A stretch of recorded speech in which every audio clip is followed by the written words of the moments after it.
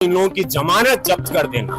जहां सनातन के विरोध में कोनो बात भई, जहां हिंदू विरोधी, हमारी आस्था हमारी माँ है, माँ जानकी माँ है। आप माँ राम मंदिर के लिए आप कह रहे हैं, वो आवाज अब मंदिर बन गई बा तो कहता कि वहां हॉस्पिटल बनता। सुप्रीम कोर्ट ने सब कुछ पक्ष को देखा और वहां भव्य मंदिर 500 साल बाद बना। अब माँ जानकी का मंदिर भव्य बनने जा रहा है। ये विरोधी यहाँ भी मुंह उठा रहे हैं और हम लोगों के बड़े भाई हैं और उनका विचारधारा अलग है, तो आपने सुना होगा ना। और उस पे आदित्यनाथ योगी जी हंस रहे हैं क्योंकि उनको भी लग रहा है कि ये जो कराई चल रहा है। कौन आदमी बताइए मरने के बाद ये सोचता है कि मैं जलूंगा तो गोरखपुर में जलूंगा तो स्वर्ग बन जाऊंगा। और रवि भैया के बात के लिए तो आप बिल्कुल कुछ मत कहिए, वो तो जीने के लिए कुछ बनाते नहीं है, वो तो मरने के लिए बनाते हैं। आपने उनका बयान सुना हो गया, माननीय आदित्यनाथ योगी जी के सामने बोल रहे हैं कि तुम लोग अगर यहाँ पे जलोगे गोरखपुर में तो सीधे स्वर्ग में जाओगे। तो वो जीते जी आपको कुछ नहीं देंगे, मरने के बाद का प्रोसीजर उनका जो है वो बहुत प्यारा होता है। कल आप जा रहे हैं छपरा चुनाव प्रचार में, वहां से आपके छोटे भाई चुनावी मैदान में आए सारी रैलियां। देखिए, भगवान कृष्ण ने, हमने तो छोटा भाई कहा था किसी को, लेकिन भगवान कृष्ण ने जब कहा, युद्ध चल रहा था महाभारत का, ये प्रकरण पूरे विश्व के सनातनियों को याद है और पूरा बिहारो सुन ले। जब युद्ध चला तो अर्जुन कहा कि ये भगवान सामने भाई है, चाचा है, परदादा है, काका बा, छोट भाई बा, वो पटीदार है, क्या करे। तो भगवान कृष्ण क्या कहे, जब पटीदार, चाचा, काका, भाई, बहन जो भी तुम्हारे समक्ष है युद्ध में, वो अधर्मी हो गया, वो सनातन के खिलाफ हो गया, वो स्वार्थ में चला गया, तब चूको मत, बाण चलेगा। जैसे ही विरोधियों की आवाज जो हुई आज निकल गई कि भाई राम मंदिर का भी विरोध करने लगे। छपरा से आवाज आई, राम मंदिर का विरोध किए कि वहां हॉस्पिटल बनना चाहिए।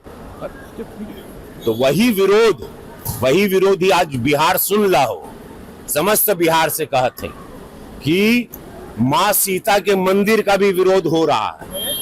यही विरोध, यही पार्टी, यही विरोधी चेहरे यूपी में भी किए, लेकिन मोदी जी, योगी जी कड़क वहां खड़े रहे, पूरा सनातन धर्म खड़ा रहा। माननीय सुप्रीम कोर्ट ने सब कुछ पक्ष को देखा और वहां भव्य मंदिर 500 साल बाद बना। अब मां जानकी का मंदिर भव्य बनने जा रहा है। ये विरोधी यहां भी मुंह उठा रहे हैं, जितने एनडीए के विरोधी हैं। तो मैं आप लोगों को सचेत कर देना चाहता हूं, इन लोगों की जमानत जब्त कर देना। जहां सनातन के विरोध में कोनो बात भई, जहां हिंदू विरोधी, हमारी आस्था हमारी माँ है, माँ जानकी माँ है।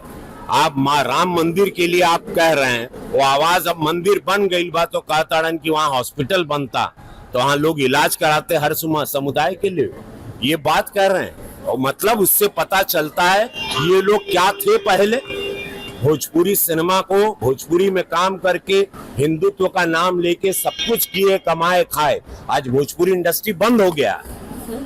भोजपुरी इंडस्ट्री जो हम राष्ट्रीय पुरस्कार दिलवा के चले थे, इन लोगों को मशाल दिए थे और हम थोड़ा सदन में गए, हम सदन में क्या चले गए, इन लोगों ने भोजपुरी को भेज दिया।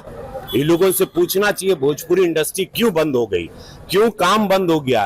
कि जहां मेरी फिल्में उसी छपरा या पूरे बिहार में सिल्वर जुबली होती थी, वहां आज एक दर्शक नहीं है। उसका कारण कौन है? किसने भोजपुरी को बदनाम किया, किसने भोजपुरी की ये हालत की, किसने जो किया। तो आज वो लोग जवाब दें कि वो इंडस्ट्री पे ताला लगा के आप कोई और कुछ उम्मीदें देंगे। ये छूट पर, जहां पर एक जंगल राज था, उस दल के साथ जहां सनातनी विरोधी आवाजें निकलने लगी, राम मंदिर के खिलाफ आप लोग आवाज निकाल रहे हैं, मां जानकी के मंदिर जो बनने जा रहा है उसके विरोध में आप लोगों की आवाजें निकल रही। इससे ये पता चलता है आपकी विचारधारा क्या है और जनता जान रही है। इन लोगों की जमानत आप जब्त कर देना। जो भी सनातन विरोधी बात कर रहा है, जो भी माँ बहन की सुरक्षा के साथ खिलवाड़ कर रहा है, हमारे सनातन, हमारे इतिहास को, जड़ों को उखाड़ के फेंकना चाहता है। उन लोगों को आप लोग पनपने ना दें। लोगों को पता है जो सच्चाई क्या है, क्योंकि सरकार में मैं हूं और मैं चुनाव लड़ रहा हूं, तो मेरा विचारधारा कैसा है, मेरा व्यक्तिगत कैसा है, ये लोगों को पता है। तो इसका कोई मतलब है नहीं, और मुझे लगता है कि ये बहुत निंदनीय काम है।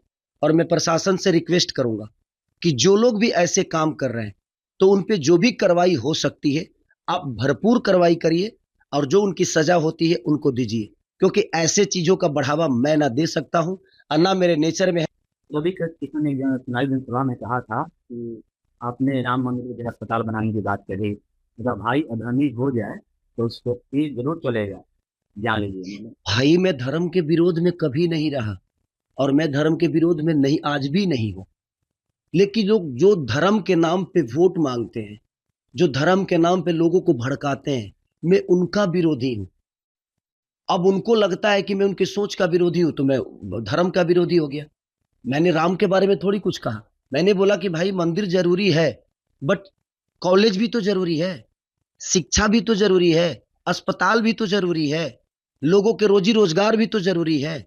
आप सिर्फ मंदिर मस्जिद बनाकर लोगों को कितना रोजगार दोगे आप? श्रद्धा दिल में होता है किसी भगवान के लिए, मंदिर में भगवान नहीं होता है, हमारे दिल में होता है, उत्पन्न होता है, तब हम मंदिर जाते हैं।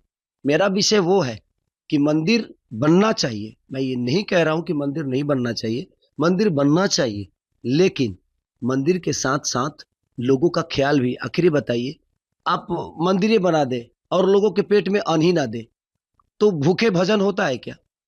और रवि भैया के बात के लिए तो आप बिल्कुल कुछ मत कहिए, वो तो जीने के लिए कुछ बनाते नहीं है, वो तो मरने के लिए बनाते हैं।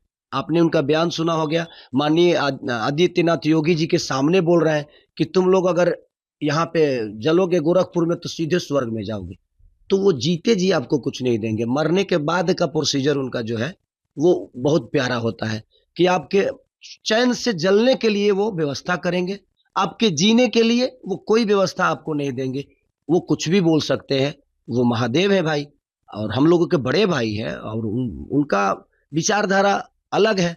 तो आपने सुना होगा ना, और उस पे आदित्यनाथ योगी जी हंस रहे हैं, क्योंकि उनको भी लग रहा है कि ये जुकराई चल रहा है। कौन आदमी बताइए मरने के बाद ये सोचता है कि मैं जलूंगा तो गोरखपुर में जलूंगा तो स्वर्ग बन जाऊंगा? ऐसा तो नहीं कि वो स्वर्ग का सीढ़ी है, उन्होंने जलने के लिए वो चीता बनाया है कि स्वर्ग का सीढ़ी बना दिया है? रावण तो स्वर्ग का सीढ़ी बना नहीं पाया, लेकिन हमारे रवि भैया ने स्वर्ग की सीढ़ी गोरखपुर में बना दी है। अब जिसको जलना है, आप उस स्वर्ग के सीढ़ी पे जाकर बैठो, आप जलोगे सीधे स्वर्ग में चले जाओगे। तो छोड़िए, वो बड़े भाई हैं भाई, वो कुछ भी बोल सकते हैं।